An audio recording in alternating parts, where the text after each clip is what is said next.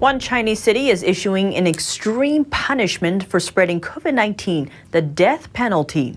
The news has sparked a round of questions, including where the new rule came from, Chinese authorities or the court. Here's more. A southwestern border city in China is taking a severe hand to anyone found to spread COVID-19. It targets those who are infected and cross the border into China without permission, or who help someone else who's infected cross. Punishments include fines, the confiscation of property, and even the death penalty. Fangchenggang City issued the notice last week. The news triggered heated discussion on social media. Some say they're for strict COVID-19 related rules, but others questioned if the local authorities have the right to dole out the death penalty over it.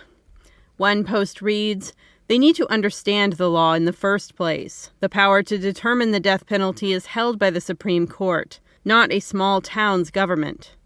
The notice and the list of punishments were deleted from local authorities' official social media accounts the following day.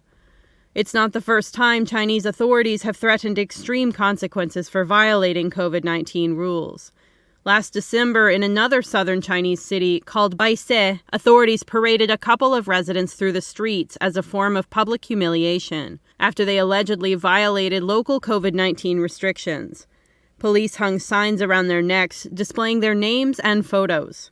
Each resident was held by 2 police officers and surrounded by armed riot police. An open letter signed by dozens of Chinese entrepreneurs and investors. It calls for political reform in China and lists a number of fundamental social changes. Let's zoom in. An anonymous open letter is circulating in China, stirring up debate. The letter was endorsed by dozens of entrepreneurs and investors, mainly from Shanghai. It says together they hold tens of billions of dollars of investment, but even businesses on this scale are struggling to protect themselves and survive in China's pandemic-stricken economy. They say the country's lockdown experience made them, quote, completely sober and helped them realize that the credibility of China's communist regime has already collapsed. So, facing predicted turmoil, they decided to speak up. In protest, they've decided not to obey authorities' instructions to go back to normal productions post-lockdown, saying their companies will resume operations but not production. Frank Xie is a professor in business at University of South Carolina, Aiken. He explained it's hard for businesses to jumpstart production after 2 months under lockdown, especially because they're coping with broken supply chains. He added that the entrepreneur's strategy is in essence a strike. We see that this is essentially the start of a general strike by the industrial sector, the business sector, the workers, the private capitalists, the people from all walks of life in Shanghai. In fact, they're calling for a longer social strike. Xie said the entrepreneurs are protesting against the regime.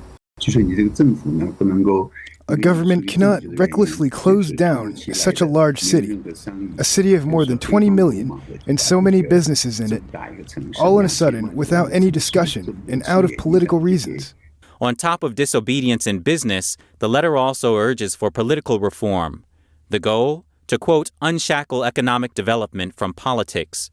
To achieve it, the letter lists a number of fundamental social changes it says should be made, including giving residents permanent rights to their land. Right now, all land in China belongs to the Communist Party. People and businesses merely purchase the right to use the land, normally for a few dozen years. That includes land with residential housing as well as commercial space. The letter also calls for removing bans and on a multi-party governance system and private media platforms. Beyond that, it pushes to eliminate the privileged social class and the hukou system. That's the equivalent of an intra-provincial passport and a tool that makes China's 800 million farmers the target of discrimination. The privileged social class refers to high-level party officials and their families, who often receive special privileges and treatment. The Shanghai industries use strikes to compel the Chinese Communist Party to carry out political reforms and force the CCP to step down from the stage of history. That is, in my opinion, a very positive approach to dismantle the CCP on the civilian level. U.S.-based news service Radio Free Asia managed to contact several of the letter's authors.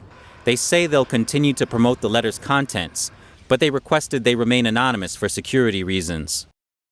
The U.S. State Department is launching a new team of diplomats. They are tasked with addressing what they call the country's most important geopolitical threat.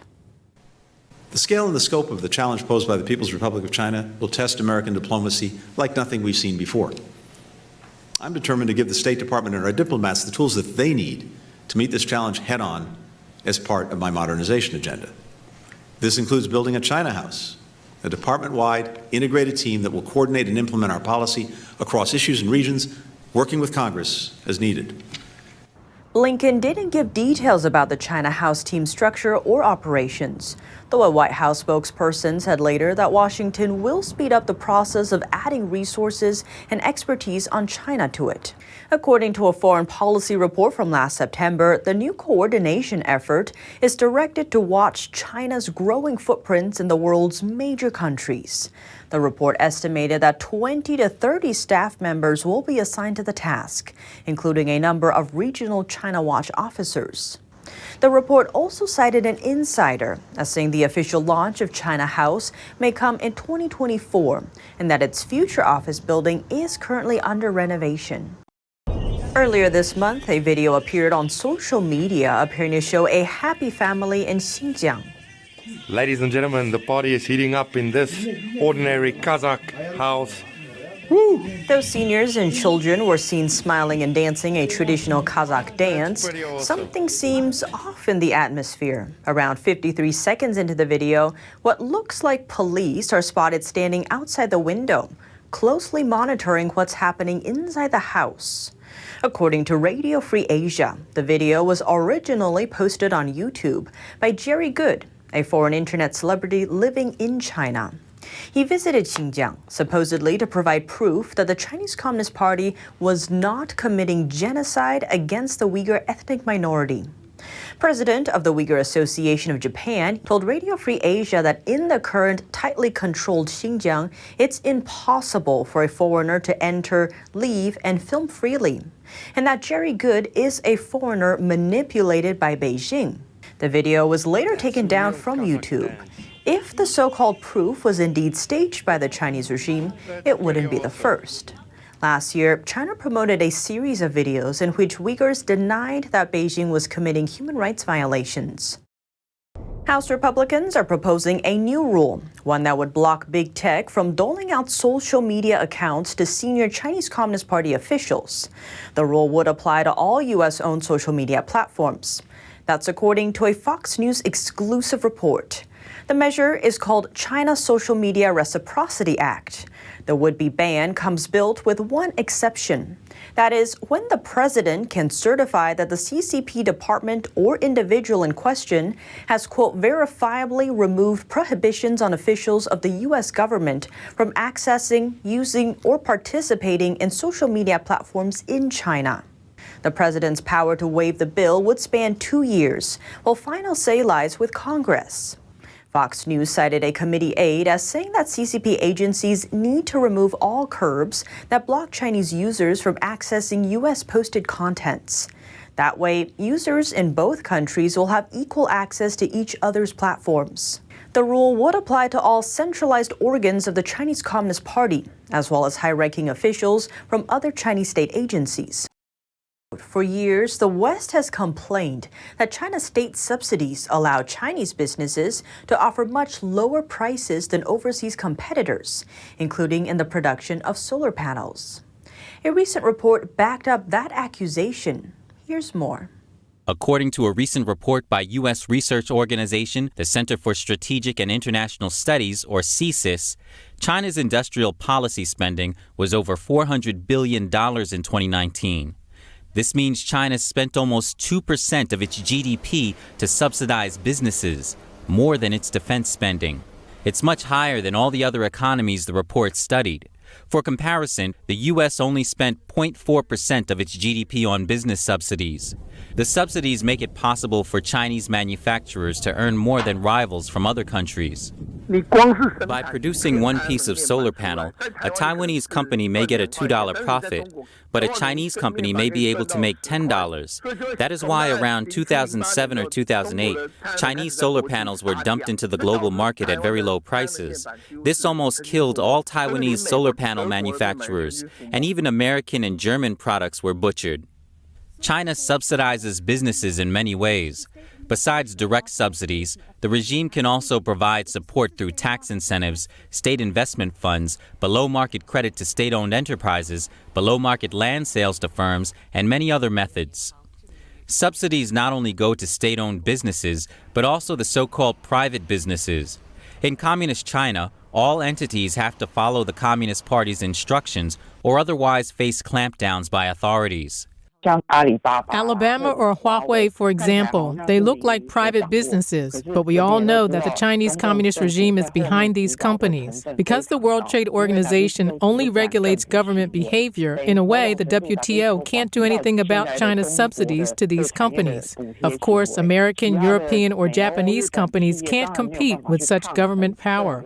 Experts say that China uses state power to compete with private businesses from other countries, and that this is not only unfair, but also against international regulations.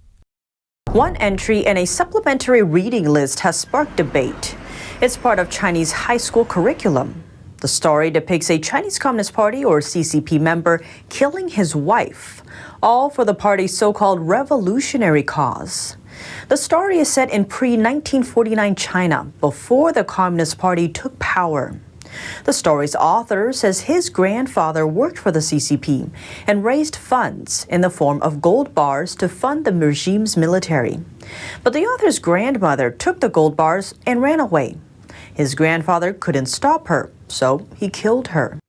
But the story got a different kind of attention after it was posted on social media. Backlash poured in from internet users, one of which described it as a purely fabricated style of writing.